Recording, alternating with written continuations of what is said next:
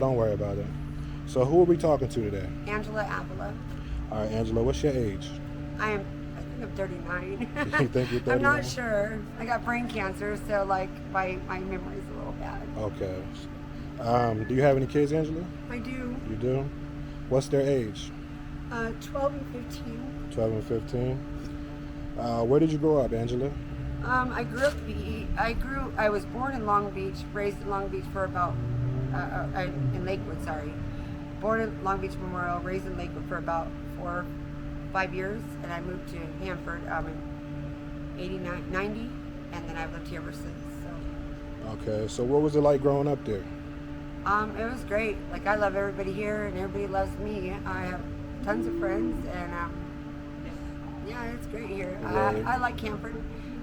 As far as Hanford PD, that's a different story. Okay. Sorry, they're a little rude to me, and they've actually injured me recently.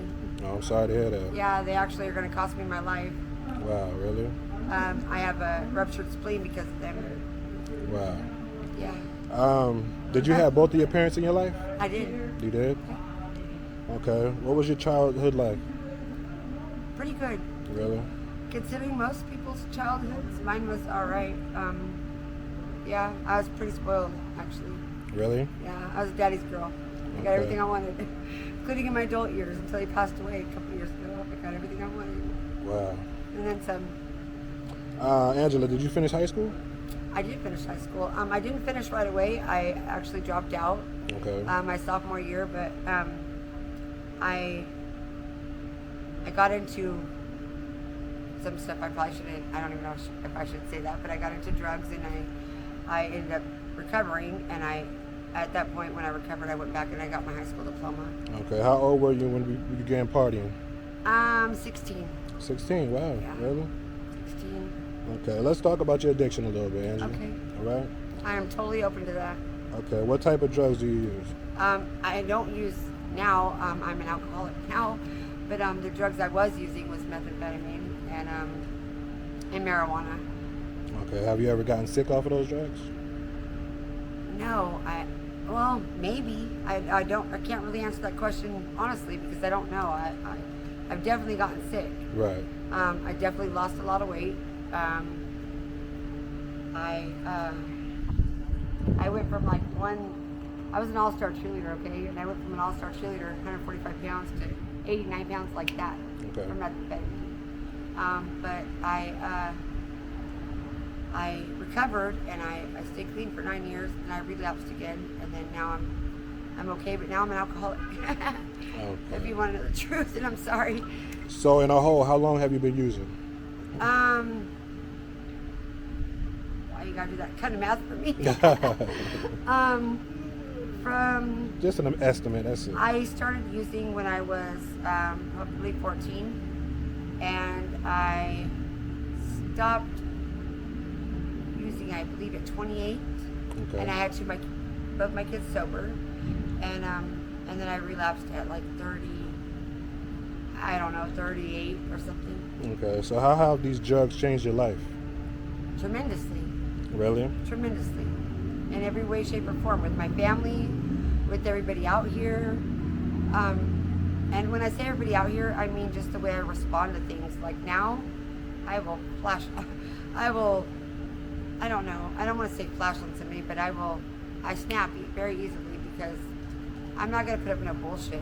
Right. Nobody's going to treat me like shit, you know? Before, I think I was really naive, and I would put up with a lot of abuse and everything else, and not to say it changed my life for the better, because it didn't. Okay. It changed my life for the worse, for sure. Right. When you snap on somebody easily, it causes you a lot of problems, you know? Exactly. One being, my spleen was just ruptured. At McDonald's, the guy that worked there ruptured my spleen. Wow. I now have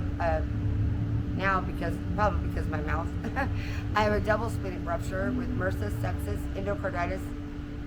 It's all the way up my spine to my brain, and I'm going to die way faster than the cancer is going to kill me. I have cancer now, and Wow. Sorry to hear that. thank you. Thank you. Angela, how do you earn money out here? I don't. You don't? You know what? You know, I earn money because I know a lot of people, Okay. and because I'm very respectful, and I don't know. Honestly, without this crap right here, Mhm. I'm in a wheelchair because of the brain cancer, and I'm kind to people, and I know a lot of business owners, so like I make a lot of friends, okay? And I'll go, and if I have to, I'll stock their stuff. But a lot of times, people just give me money. Okay. I know so many people out here that sometimes people just stop. I've had several people stop and give me. I'm sorry. I have several people that come out here and just give me money. Right. And I had my disability. It was all stolen. My unemployment was all stolen. I hope this don't go against me because I don't. No, The look, police are talking about emancipating me. look, my channel is transparent. You Okay. talk about what you want to talk Okay, about. thank You know what you. I'm saying? And this is really like a shame, but I was entitled to my unemployment. That was all stolen. My disability was all stolen. And now I'm just like out here. I had all my disability back pay. It was all stolen, and I'm like left with nothing. To the point where like I have to sit on the side of the road with a sign, which is I don't know if it's illegal here. I just got back from Modesto, but I think it's illegal here. Or they're making it illegal here. You can't just panhandle. They will get onto you. Really? And where I just came from, Modesto, they'll take you to jail for it. I just went to jail for panhandling. Wow. Yeah. So, but in Hanford, they're trying to make it illegal here. I just asked people, and I asked them kindly, you know. Right. When I had my stuff, I gave people kindly money all the time. Right. If a homeless person asked me for money, I give it to them like nothing. I hear that. So, Angela, before we close it out, what do you want to say to the youth out there? How would you ask me that? Okay. Because it's very important. It is. Live your life right because you never know what's going to happen. You can. I used to teach children's ministries at Koinonia. Okay. And my whole life fell apart in between there when I got sick. But you got to live your life. Just don't fall off track.